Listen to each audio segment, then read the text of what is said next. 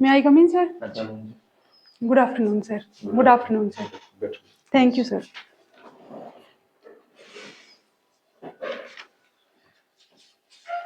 हाँ जी मैम, अपनी क्वालिफिकेशन के बारे में बताइए। जी सर, मैंने 10वीं कक्षा 2013 में उत्तीर्ण की और 12वीं कक्षा 2015 में उत्तीर्ण की।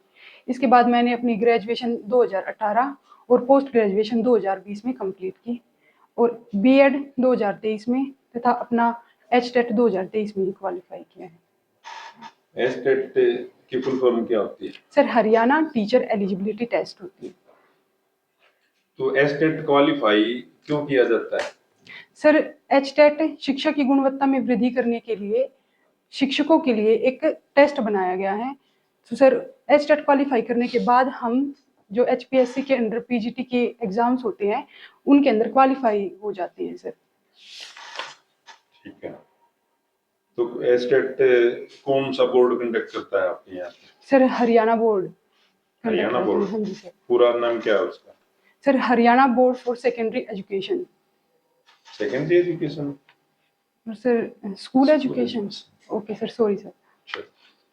स्कूल एजुकेशन को हम कितने लेवल पर रखते हैं? सर, स्कूल एजुकेशन को हम 3 लेवल पे रखते हैं सर। तो सर, पीआरटी प्राइमरी होती है और फिर टीजीटी और उसके बाद पीजीटी होती है सर। ठीक है। अब आपका सिलेक्शन अगर पीजीटी पे होता है तो आप कौन कौन सी क्लासेस में पढ़ाओगे? सर, अगर मेरा सिलेक्शन पीजीटी में होता है तो मैं 9वीं कक्षा से लेकर 12वीं कक्षा तक पढ़ाऊंगी। ठीक। हरियाणा सरकार के मंत्रिमंडल के बारे में जानते हो आप? हाँ जी सर। बताइए। सर, हरियाणा सरकार के मंत्रिमंडल में सर 14 कैबिनेट मिनिस्टर हैं, जिनमें से 2 महिला मंत्री बनाई गई है सर। उनमें से कुछ के नाम अभी मैं जानती हूँ सर, आप कहें तो मैं बताऊं? बताइए। सर, जैसे माननीय श्रीमान अरविंद शर्मा जी हैं, माननीय श्री नायाब सिंह सैनी जी, माननीय श्रीमती। कुछ दिन पहले हरियाणा के अंदर आरक्षण में आरक्षण ये लागू किया गया था, तो क्या था ये आरक्षण में आरक्षण? सॉरी सर, इसके बारे में मुझे नहीं पता। 2 वर्ग बनाए गए थे। हाँ जी सर। एससी कैटेगरी है उसको 2 पार्ट्स में डिवाइड किया गया था, एससी और डीएससी। हाँ जी सर। पता है इसके बारे में? हाँ जी सर। बताइए। सर, ये जो पहले एससी वर्ग होता था इसको अब 2 भागों में इसलिए विभाजित किया गया है कि जो व्यक्ति समाज की मुख्य धारा में नहीं आ पाए उनके लिए एक अलग से वर्ग बना दिया गया। सर, जो पूरी टोटल कैटेगरी थी उसके 65% जो है वो एससी में और जो बाकी के अलग जो जातियां हैं वो डीएससी में शामिल की गई, ताकि जो पिछड़े जो समाज की मुख्य धारा में नहीं आ पाए वो लोग भी समाज की मुख्य धारा में आए और आरक्षण का लाभ ले पाए सर। क्योंकि जो कुछ जातियां थी जो आरक्षण का लाभ नहीं ले पा रही थी उनको समाज की मुख्य आरक्षण में थे या नहीं? वो एससी वर्ग के आरक्षण में थे वो? हाँ जी सर, वो आरक्षण में थे, पर उनको जैसे डी ग्रुप की ही नौकरियां मिल पा रही थी और जो अपर क्लास की नौकरियां थी उनमें। चलो ये बताइए, आरक्षण होना चाहिए या नहीं होना चाहिए? सर, मेरे दृष्टिकोण से आरक्षण होना चाहिए सर। इसके पीछे अनेक कारण हैं, जैसे इन्होंने सर जो समाज ये एक तो सर ये मुख्य धारा में समाज की मुख्य धारा में लाने के लिए आरक्षण जरूरी है, इसलिए आरक्षण होना चाहिए सर। ठीक है। हरियाणा में जो राज्य महिला आयोग है इसका गठन कब किया गया था? सर, हरियाणा राज्य महिला आयोग का गठन 1993 में किया गया है। क्या कर रहे हो अभी आप हाल फिलहाल में? सर, अभी मैं हाल फिलहाल में ये हरियाणा पीजीटी के इंटरव्यू की तैयारी कर रही हूँ सर। जॉब किया आपने? नो सर, कहीं मैंने जॉब नहीं की। अच्छा, तो अखबार पढ़ते रहते होगे? हाँ जी सर। ये तो पढ़ाई होगा कि अभी आपका एक वेतन आयोग लागू होने वाला है। हाँ जी सर। सोच तो लिया होगा कि मेरी सैलरी बढ़ जाएगी लगती? हाँ जी सर। चलो, कौन सा वेतन आयोग लागू होने वाला? सर, ये 8वां वेतन आयोग लागू होने वाला है। ये किस तारीख से लागू होगा? सर, ये 1 जनवरी 2026 से लागू होगा। ओके। बाहर खाना खाते हो कभी? हाँ जी सर। मंगवाते भी हो? हाँ जी सर। अच्छा, तो सामान दे के जाता है जो आपके घर पे, क्या बोलते हैं आप उसको? सर, जैसे जोमेटो के थ्रू और स्विगी के थ्रू मंगवाते हैं तो सर वो जो डिलीवरी बॉय दे के जाता है। वो जो वर्क करता है, वो जो काम करता है, जो डिलीवरी बॉय जिसको आप कह रहे हो, उसको अर्थशास्त्र की भाषा में, इकोनॉमिक्स की भाषा में, टीचर की भाषा में आप क्या कहेंगे? सर, उसे कौन सा वर्कर कहेंगे? गिग वर्कर बोलते हैं sir. Gig worker. Very good, बहुत बढ़िया।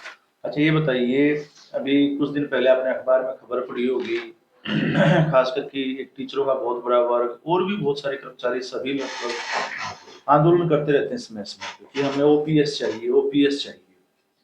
फिर सरकार ने, आपका वाजपेयी सरकार ने एनपीएस लागू कर दिया। पहले ओपीएस था, फिर एनपीएस लागू कर दिया। अब वर्तमान सरकार ने कहा कि भाई ठीक है, एनपीएस तो चलेगा, हम ओपीएस तो नहीं देंगे, पर हम यूपीएस दे देंगे। ये ओपीएस, एनपीएस, यूपीएस ये क्या है? सर इनमें से मुझे एनपीएस का पता है, नेशनल पेंशन स्कीम है सर ये। अच्छा, और जो आपने 2 टर्म बताई सर उनके बारे में मुझे नहीं पता। तो आपको पता है कि अगर एनपीएस तो ओपीएस इससे पहले मैंने बोला है, तो आप ये भी तो कह सकते हो कि सर ये भी एक पेंशन स्कीम है। हाँ जी सर। यूपीएस बोला है तो पी से पी और पीएस, एस हाँ पेंशन जी सर, ये स्कीम, बाकी सब तो हैं ही तीनों में पेंशन पीएस स्कीम। पीएस तो आ ही रहा है। हाँ जी सर। एक में ओ है, एक में एन है, एक में ये यू यू है, है। तो इसको छोड़ करके तीनों का ये तो बता ही सकते हो कि तीनों पेंशन स्कीम है। स्कीम्स हैं, हाँ जी सर। इतना तो आइडिया लग जाता। हाँ जी सर। यही कॉमन सेंस होती है, ठीक है ना? Okay sir. कि पीएस पीएस से तो अगर एनपीएस पेंशन स्कीम है तो नेचुरल सी बात है ये भी दोनों पेंशन स्कीम है। हाँ जी सर। ठीक है, ओके तो तीनों पेंशन स्कीम है, एक ओल्ड पेंशन, एक न्यू पेंशन और एक जो है लास्ट वाली है यूनिफाइड। यूनिफाइड ठीक है, पेंशन। हाँ जी पेंशन सर। स्कीम, ये तीनों पेंशन स्कीम है जो अभी तीसरी लागू की है। अभी आपका सरकार द्वारा कहा है कि तीसरी भी लागू हो जाएगी 1 अप्रैल से। ठीक है, चलिए कोई बात थैंक यू नहीं। सर। आप ये मुझे बताओ, हम कहते हैं कि भाई डेवलपमेंट करना है, तो आप रोज सुनते हो सरकार का कोई भी मंत्री कहता है, वित्त मंत्री हो या कॉमर्स एंड ट्रेड हो, वो कहते हैं कि विदेश गए थे हम, तो पूछते कि क्यों गए थे विदेश, तो मंत्री जी कहते हैं कि निवेश लेने गया था मैं। और अभी राइजिंग आपका समिट हुई, राइजिंग राजस्थान समिट हुई थी, यूपी में भी समिट होती है, गुजरात में भी समिट होती है। तो ये निवेश क्या होता है? मतलब हम बार बार सुनते हैं अखबार में रोज।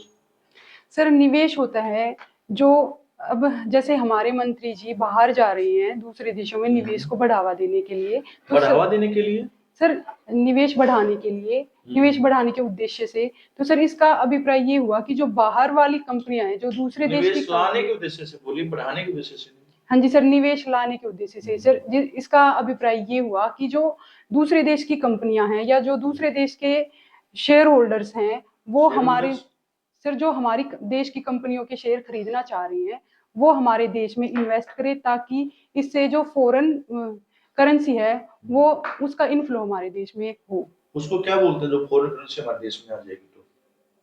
आरबीआई जो रखता है भंडार। आरबीआई क्या रखते हैं सर? फॉरेक्स इन्वेस्टमेंट बोलते हैं सर उसको। फॉरेक्स रिजर्व बोलेंगे वो। Okay sir. क्या बोलेंगे? Forex reserve. Thank you sir. Investment अलग हो गया। Okay sir. ठीक है ना? क्या इन्वेस्टमेंट केवल बाहर से ही आता है? अंदर से इन्वेस्टमेंट नहीं हो सकता भारत से? हो सकता है सर। कोई उदाहरण दो। सर अंदर से इन्वेस्टमेंट करने के लिए, जैसे जो गवर्नमेंट है वो भी कंपनियों के शेयर परचेज करती है, और गवर्नमेंट करती है, और कौन करता है? और सर और और सर कौन काम करते हैं इन्वेस्टमेंट में? सर अडानी जी बैंक्स करते भी हैं। करते हैं। अडानी जी करते हैं। क्या सर? अडानी महोदय, सॉरी सर। अडानी महोदय करते हैं, अडानी, हाँ जी गौतम सर। अडानी महोदय हाँ जी सर। करते हैं। हाँ जी सर। तो आप बताइए कि बड़ी बड़ी कंपनियां हैं, जैसे अडानी कंपनी है, हाँ जी सर। रिलायंस कंपनी है, ये भी तो निवेश करती है। बिल्कुल करते हैं सर। तो ये उदाहरण भी दीजिए आप साथ में। Okay sir. ये बताओ, आप मुझे अभी कौन सा जो है इकोनॉमिक सेंसस स्टार्ट होगा? Sorry sir. इकोनॉमिक सेंसस, आर्थिक जनगणना। चलिए, मैं भी कितने साल में होती है आर्थिक जनगणना? सर इसके बारे में मैं श्योर नहीं हूँ, पर आप अनुमति दे तो मैं बताने का प्रयास करना चाहूंगी। सर ये 10 साल में होती है।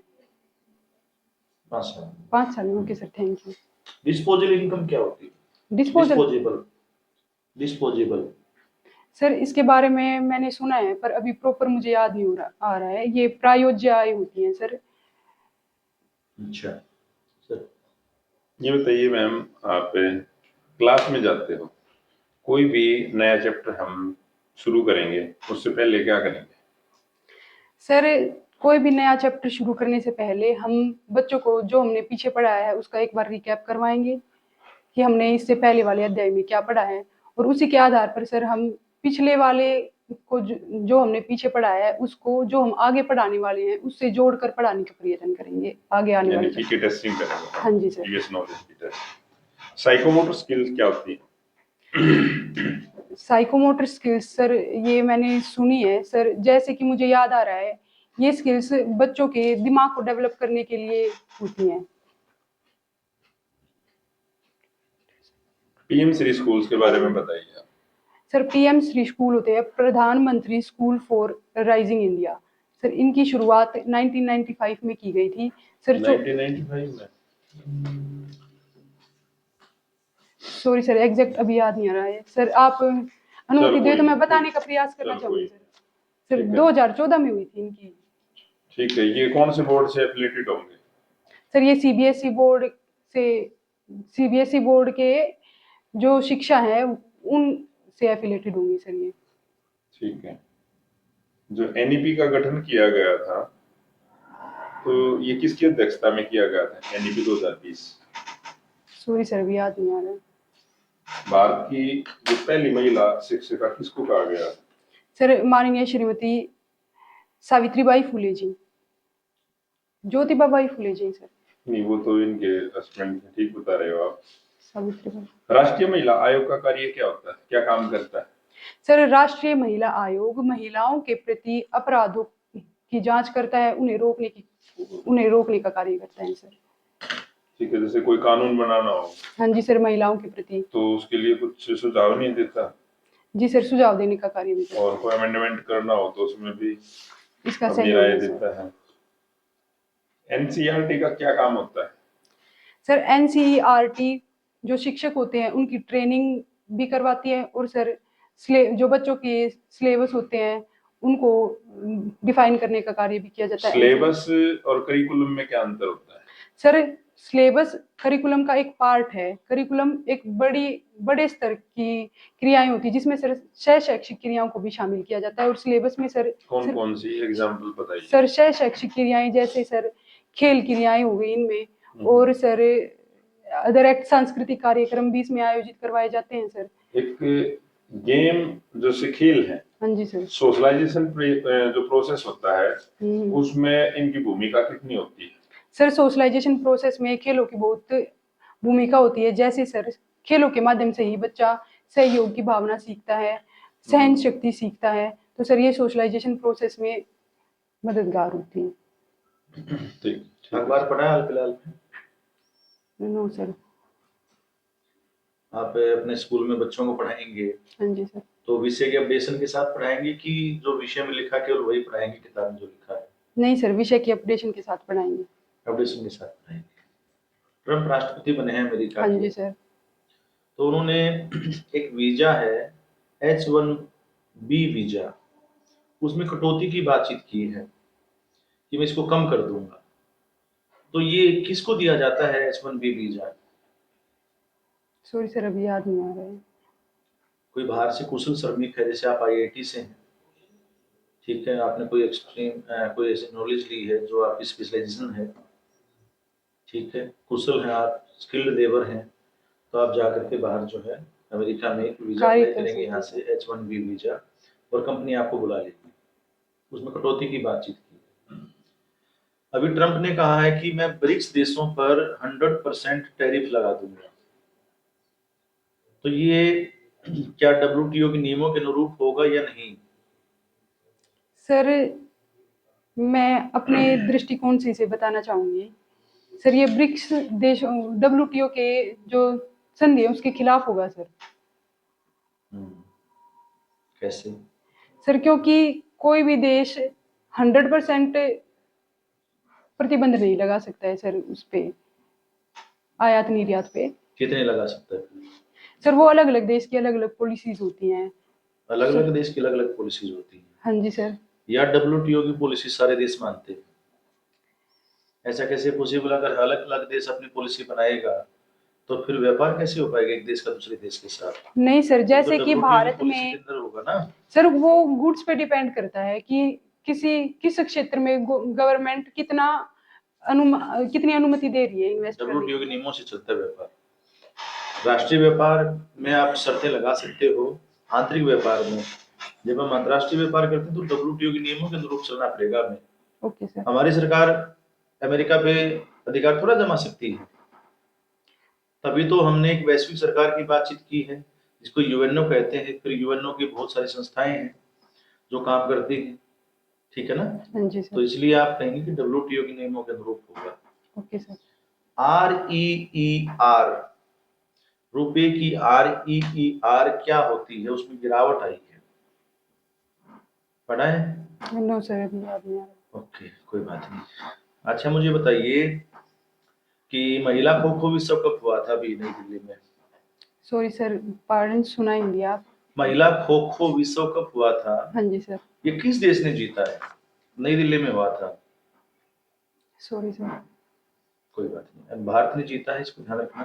Thank you sir. Subject matter of memorandum of association, बताइए इसके बारे में। सर इसमें 5 वाक्य इंक्लूड किए जाते हैं। नाम वाक्य, उद्देश्य वाक्य, पूंजी वाक्य, दायित्व वाक्य, संघ वाक्य। ट्रंप ने कहा है कि अमेरिका फर्स्ट, कि मैं नीति अपनाऊंगा, अमेरिका को व्यापार में भी प्रथम रखूंगा। तो ये संरक्षणवादी उपाय हैं। क्या होते हैं संरक्षणवादी उपाय? क्या ये वैश्वीकरण के खिलाफ है या वैश्वीकरण के अंदर ही शामिल हैं?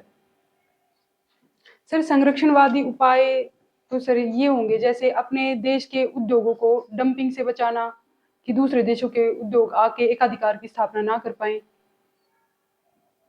डंपिंग से बचाना नहीं मतलब, डंपिंग का तो मतलब होता है कि आपने सस्ता अपने सामान के रेट गिरा करके दूसरे देश देश में आप में। उसको डंप करना चाहते हो। हाँ जी सर। उस पे एंटी डंपिंग लगता है। हाँ जी सर। संरक्षणवादी होता है कि भाई आप टैरिफ बढ़ा देंगे, दूसरे देश का जो सामान हमारे देश में आ रहा है वो कम आएगा, और हमारे देश के जो उद्योग हैं वो उत्पादन करते रहेंगे, अपने घरेलू स्तर पर भी बेचेंगे और बाहर भी बेचेंगे। बेच सकते हैं। ठीक है ना, WTO के नियमों के खिलाफ होता है। हाँ जी सर। ठीक है। ये बताइए आपने, हरियाणा के नॉर्थ में, उत्तर में कौन सा जिला है? हरियाणा का मैप देखें तो उत्तर में कौन सा जिला है? सर उत्तराखंड जिला हरियाणा के उत्तर में है। उत्तराखंड जिला? सॉरी सर, राज्य। नहीं, मेरा क्वेश्चन क्या है, जिले के बारे में पूछा है मैंने। अच्छा सर। हरियाणा के नॉर्थ में मैप देखेंगे तो कौन सा आएगा? सर जहाँ तक मैं याद कर पा रही हूँ, पंचकुला जिला है सर हरियाणा का। हाँ, तो बताइए पंचकुला के बारे में बताइए। सर पंचकुला जिला जो है हरियाणा की राजधानी चंडीगढ़ से लगा हुआ है, और सर यहाँ पे एक पर्यटन स्थल मोरनी हिल्स भी हैं। ठीक है सर और HPSC कुछ का बताइए। हेडक्वार्टर भी पंचकुला में ही स्थित है सर। ठीक है, और हरियाणा के दक्षिण में कौन सा जिला है?